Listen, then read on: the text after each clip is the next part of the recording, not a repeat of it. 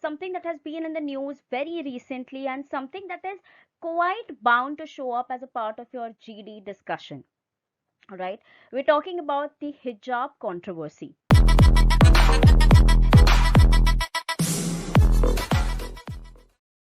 Hello, everyone, and welcome to this next session on GK and current affairs. And today we have a really very interesting topic, something that has been in the news very recently, and something that is quite bound to show up as a part of your GD discussion. All right, we're talking about the hijab controversy. Now, there are multiple facets or multiple aspects that you need to analyze when it comes to this particular controversy. And while you may have a lot of news articles that you can read and possibly gain information in regards to this particular topic, this video will, however, combine all of those articles, all of those nuances into one single video. So, अगर ये video तुमने end तक देखा है, I can guarantee you that when it comes to answering about this topic in your GD, you will be in a much better place. You will be confident of the topic and you will be able to come up with good points that are going to add value to the discussion. All right. So without further ado, let's get started. Okay, so basically the entire thing, the entire premise of this particular topic is based on the fact that whether it's important for Muslim girls to wear hijab in their schools. All right, education and uniforms are the two areas which this particular topic focuses on. Okay, so of course, let's just start off with some very basics. What exactly is a hijab? Now, most of us might be aware of it, so I'm going to quickly move on with this slide. But hijab is basically a cloth that is used to cover the head, and this is used by Muslim women. There are two things that they do, hijab, and the other one is a burqa also. It's not that, a burqa and a hijab have to be worn together all the time. You could only wear the hijab as a singular item as well. Okay, now there is a specific understanding when it comes to questions related to hijab, and this particular diagram summarizes that perfectly. First and foremost, is hijab good or bad? So there are some points in favor of it, there are some points against it. Let's look at the points in favor of the hijab. Firstly, it's a part of the tradition of Muslim community. It's ethically and morally good according to them, and under the protection of article 25, it's included as a favor of hijab, right? So it's in favor of hijab. The points against are that it acts as a patriarchal symbol, and it is also at times assumed that it's forced by the community on the kids to wear the hijab. All right, so these are the things that we specifically need to talk about. Okay, now there are other things is that should girls wearing hijab be denied education? Okay, so there are no, rather girls should be made educationally empowered to break the social shackles. All right, so there are multiple things coming into the picture.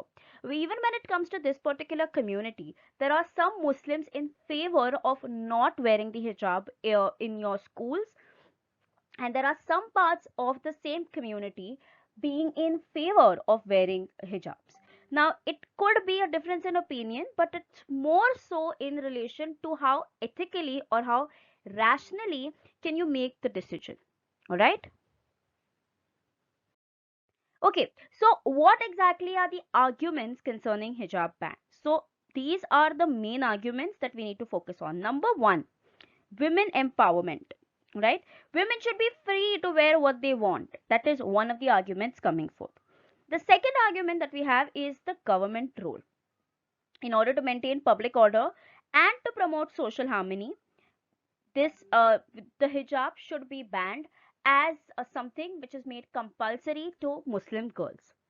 Lastly, the last argument, and possibly one of the better arguments, is freedom of choice, right? Do women really have a choice in wearing hijab? And that is where the crux of this topic lies. अगर किसी female को force किया जा रहा है to wear a hijab, then it is obviously considered to be in the negative sense. But what about a situation where a girl or a female is wanting to wear a hijab on her own because she thinks it's something that relates to her identity as being a Muslim, right? So if that's the case, then is it supposed to be negative? Maybe not. So do women really have a choice in wearing hijab, or has it been forced by the community? So unless and until we know the answers to this, it's quite difficult to understand or predict whether this particular ban is needed or not. Okay, next up, how is Indian secularism different from Western secularism? And this is a very important slide, guys. So ये slide में जो information होगा, वो एक definite add-on होगा when you're talking about this particular topic, right? Why? Because this is going to add a different angle where you're comparing Indian secularism to Western secularism, and you can possibly make assumptions or you can make correlations with respect to how secularism is being questioned when it comes to hijab ban. Alright, so let's first understand the Western secularism. Western secularism में क्या हो रहा है? There is a complete separation between the state and religion. There is equality between different religious groups, and it's focused on that. And lastly, there is no interference of state in religious reforms. Right? That's how it works when it comes to Western secularism. When it comes to Indian secularism, things are slightly different. How are they different? Indian secularism is watchful ambivalence of state on religious affair.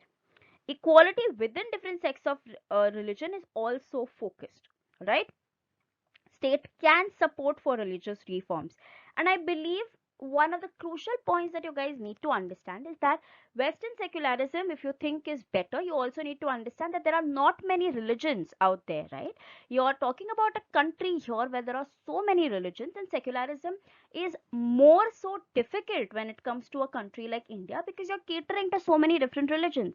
Western societies में ये होता ही नहीं है. Majority of them are going to be Christians or something like that. When it comes to China or something, they are more Buddhists, right?